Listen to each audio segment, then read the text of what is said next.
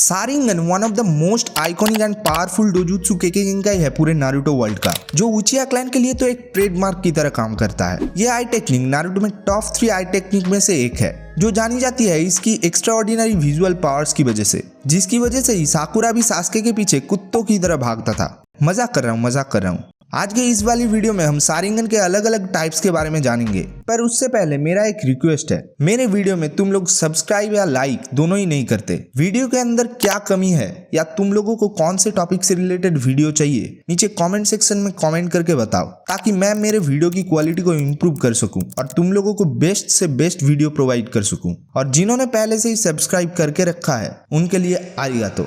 तो हम अगर सारिंगन की बात करें तो इसको एक्टिव करना हर किसी के बस की बात नहीं।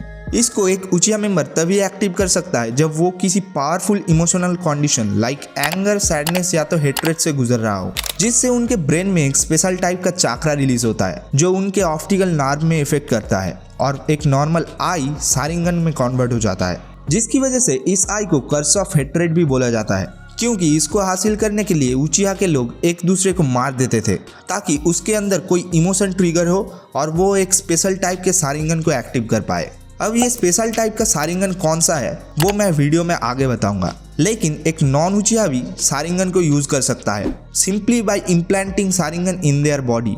जैसे Kakashi and Danzo 2 non Uchiha Sharingan user थे, लेकिन सारिंगन को फुल पोटेंशियल में यूज करने के लिए यूजर के दोनों आंखों में ही सारिंगन होना जरूरी है, जो मैं नहीं खुद मादारा उचिहा ने कहा है। सारिंगन के मेनली 4 ही टाइप्स हैं: बेस सारिंगन, मांगीक्यू सारिंगन, इटर्नल मांगीक्यू सारिंगन एंड रिनेगन। इसके बेस फॉर्म सारिंगन में भी 3 स्टेज हैं: 1 टोमोई, 2 टोमोई एंड 3 टोमोई।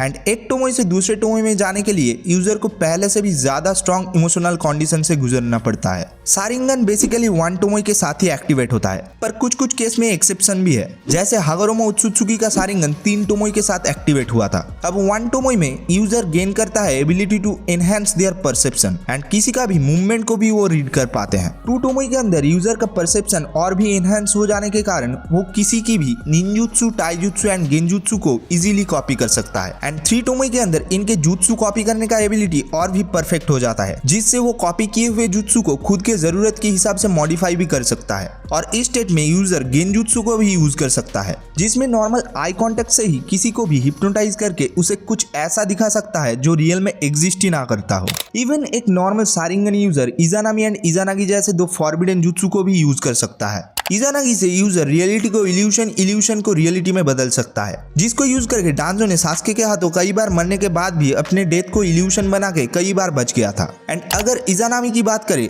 तो इससे किसी का भी 5 सेंसेस को कंट्रोल करके उसे इनफाइनाइट गेंजुत्सु के लूप में ट्रैप किया जा सकता है, जहां पे टारगेट जब तक अपने लाइफ में किए हुए मिस्टेक्स को एक्नॉलेज नहीं करता तब तक वो इससे निकल नहीं सकता। पर इन दोनों जुत्सु को यूज करने के बाद यूजर के आंखें ब्लाइंड हो जाता है, जिसे हागरोमो के चाकरा या तो हाशिरामा के सेल को यूज करके ठीक भी किया जा सकता है। अब आते हैं इसके नेक्स्ट टाइप मांगीक्यू सारिंगन पे। मांगीक्यू सारिंगन नॉर्मल सारिंगन का ही इवॉल्व एंड मैच्योर वर्जन है, जिसको यूजर अपने किसी लव्ड वन को खोने के बाद ही अचीव कर पाता है। और मैंने जो वीडियो के शुरू में बताया था, उचिहा के लोग इस मांगीक्यू सारिंगन को अचीव करने के लिए ही अपने लोगों को मार देते थे। इसमें यूजर टू यूजर आंखों में सारिंगन का पैटर्न एंड पावर वेरी करता है। जैसे इताची अपने एक आंख से अमातेरासु एंड एक आंख से सुकुयोमी को यूज कर सकता था, एंड वहीं पे ओबिटो कामुई को यूज कर सकता था, जो कि एक स्पेस टाइम निंजुत्सु है, जिससे वो खुद को दूसरे डायमेंशन में टेलीपोर्ट कर सकता था। और ठीक वैसे ही शिसुई, मादारा एंड सास्के के पास भी अपने मांगीक्यू का एक स्पेशल पावर है, और इसको एक्टिव करने के बाद यूजर सुसानो को भी यूज कर सकता है, जिसका कलर एंड पावर भी हर किसी के लिए डिफरेंट होता है। और अगर तुम्हें स्ट्रॉन्गेस्ट सुसानो के बारे में जानना है तो नीचे कमेंट करो, मैं उससे रिलेटेड वीडियो बना दूंगा। अब मांगीक्यू सारिंगन को यूज करने के लिए बहुत ही ज्यादा चाकरा का रिक्वायरमेंट होता है, जिसकी वजह से एक यूजर इसको ज्यादा यूज करने से उसके आई साइट चली जाती है। पर इसको भी फिक्स किया जा सकता है by transplanting another Mangekyo Sharingan from a close relative, जिससे ये और भी इवॉल्व होकर बन जाता है इटर्नल मांगीक्यू सारिंगन में, जिसको यूजर अचीव करने के बाद कितना भी यूज कर ले उसका आई साइट वापस कभी नहीं खो सकता। इसमें यूजर खुद के मांगीक्यू सारिंगन के पावर के साथ भी ट्रांसप्लांटेड मांगीक्यू सारिंगन के कुछ पावर्स को यूज कर सकता है, एंड सुसानो को भी उसके परफेक्ट वर्जन में यूज कर पाता है। एंड इसको यूज करके ही मादारा एंड सास्के ने 5 कागे के साथ सारे टेल्ड बीस्ट को उनका औकात दिखा दिया था। अब आते हैं इसके लास्ट टाइप पे, जो कि है रिनेगन, जिसको एक्टिव करने के लिए शारिंगन यूजर के पास हागरोमो का चाकरा होना जरूरी है। और उचिहा एंड सेंजू क्लैन दोनों ही इंद्रा एंड आसुरा का डायरेक्ट डिसेंडेंट है एंड इंद्रा एंड आसुरा भी हागरोमो के ही बेटे थे। इसीलिए कोई उचिहा अगर हाशिरामा के सेल को अपने बॉडी में डायरेक्ट इम्प्लांट कर दे तो वो अपने रिनेगन को एक्टिवेट कर पाएगा, जैसे मादारा ने अपने रिनेगन को एक्टिवेट कर पाया था by implanting the Hashirama cell. और ये एक गॉड लाइक डोजुत्सु है जिससे लाइफ एंड डेथ को तक कंट्रोल किया जा सकता है एंड यूजर इजीली पांचों टाइप के चाक्रा नेचर को कंट्रोल कर सकता है, क्योंकि उनके पास सेज ऑफ सिक्स पाथ का पावर्स आ जाता है, जिसका परफेक्ट यूजर का एग्जांपल है मादारा एंड सास्के उचिहा। अब इन चारों को छोड़ के भी एक और शारिंगन का टाइप है जिसका नाम है रिने शारिंगन, जो कि टेंटेल के जिंजुरी की होने के बाद ही कोई एक्टिवेट कर पाता है, जहां पे यूजर शारिंगन एंड रिनेगन दोनों का ही पावर को इक्वली यूज कर सकता है एंड इसको पूरे सीरीज में सिर्फ मादारा एंड कागुया ने ही अचीव किया था।